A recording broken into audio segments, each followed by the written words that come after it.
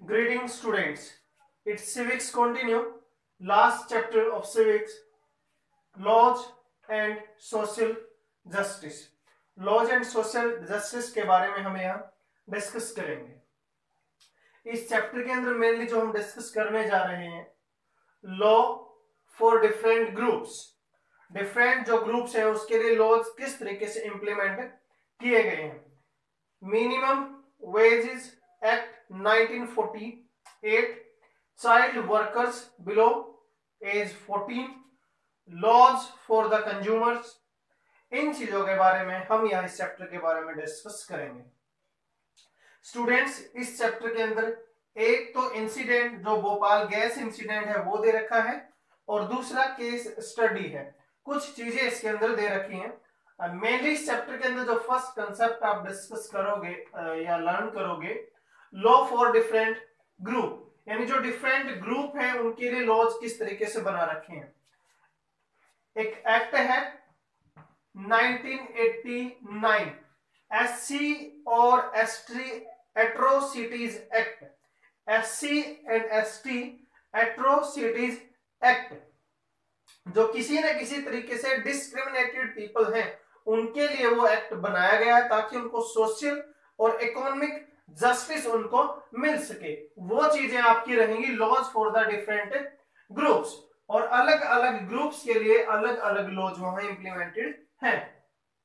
दूसरा आपका है मिनिमम वेजेस एक्ट, यानी मिनिमम जो वेजेस एक्ट है ये है न्यूनतम मजदूरी, यानी कम से कम मजदूरी, कम से कम पैसे आपको कितने मिलेंगे। 1948 में ये एक्ट बना दिया गया था। जैसे कि अगर हम इसको रिलेट करें नरेगा के साथ, नरेगा 2005 में स्टार्ट की गई थी, जिसके अंदर 100 डेज का एम्प्लॉयमेंट एक गारंटी मिलती है 100 डेज की, तो वहां आपको 309 रुपीज पर डे मिलते हैं। उसी तरीके से ये मिनिमम वेजेस जो है पर ईयर एक प्रकार से डिसाइड कर दिया जाता है, लेबर मिनिस्ट्री या लेबर डिपार्टमेंट के द्वारा इसको डिसाइड किया जाता है।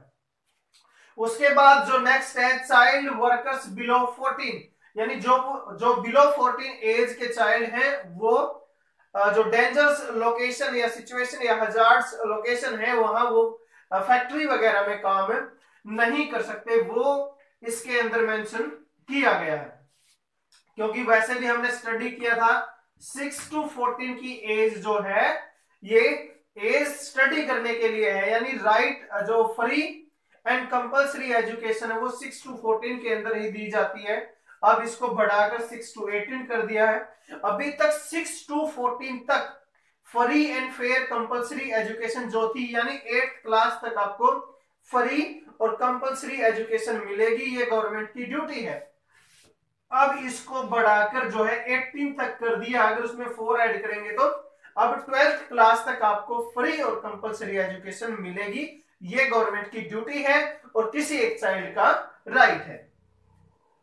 उसके बाद पेंसिल, ये एक प्रोग्राम स्टार्ट किया गया था, platform for effective enforcement for no child labour, यानी एक ग्रुप बनाया गया था जो चाइल्ड लेबर है उसको किसी न किसी तरीके से बंद किया जाए, बैन किया जाए, उस चीज के लिए पेंसिल नाम का एक प्रोग्राम स्टार्ट किया गया था।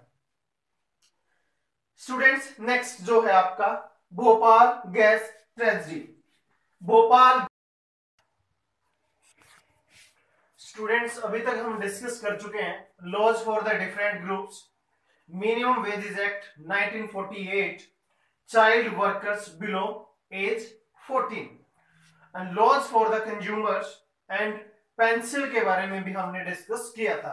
पेंसिल एक प्लेटफॉर्म है जो नो चाइल्ड लेबर को चेक करता है कि इस तरीके का जो लॉ बना हुआ है कि बिलो द एज ऑफ 14 अगर कोई चाइल्ड काम कर रहा है तो वो इलीगल है, उन चीजों को मतलब वेरीफाई करना या सर्च करना, सर्च ऑपरेशन चलाना, जगह जगह पर जाकर ये देखना किसी इंडस्ट्री में उस एज से कम के बच्चे काम कर रहे हैं या नहीं, कुछ इस तरीके का प्रोग्राम है पेंसिल।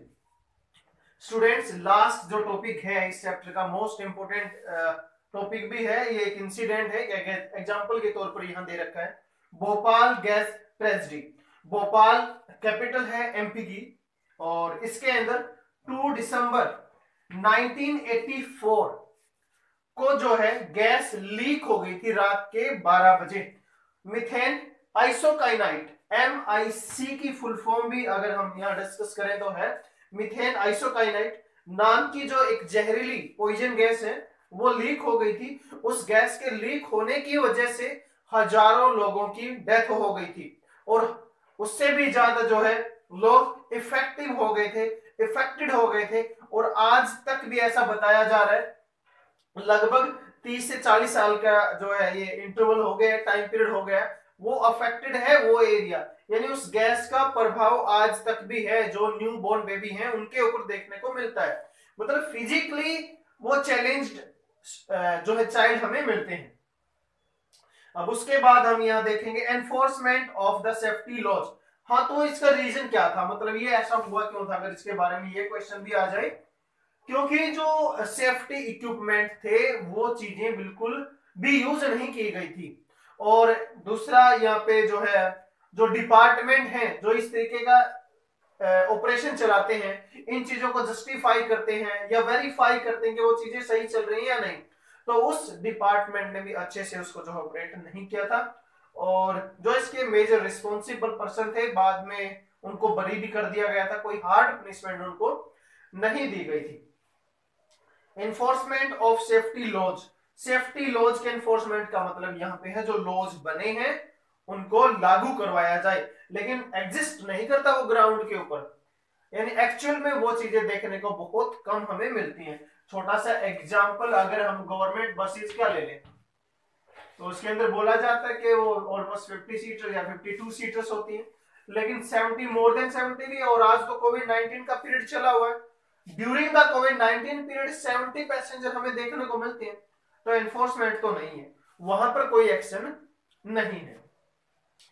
राइट टू लाइफ के अंदर ही आ जाएगा जो सेफ्टी इक्विपमेंट है, मतलब जहां कहीं भी आप जॉब कर रहे हो, काम कर रहे हो, वो सिचुएशन हेल्दी होनी चाहिए, मतलब आपकी लाइफ को खतरा न हो ऐसी जगह पर आप काम करेंगे।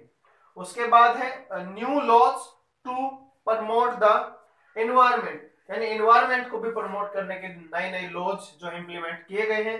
एक स्टेटमेंट भी कोर्ट ने दी थी कि आप जो डीजल है उसकी जगह पर CNG को यूज कर सकते हो, compressed natural gas. Students, it was all over about this lecture, this chapter and this civics book also. Thank you. Have a nice day.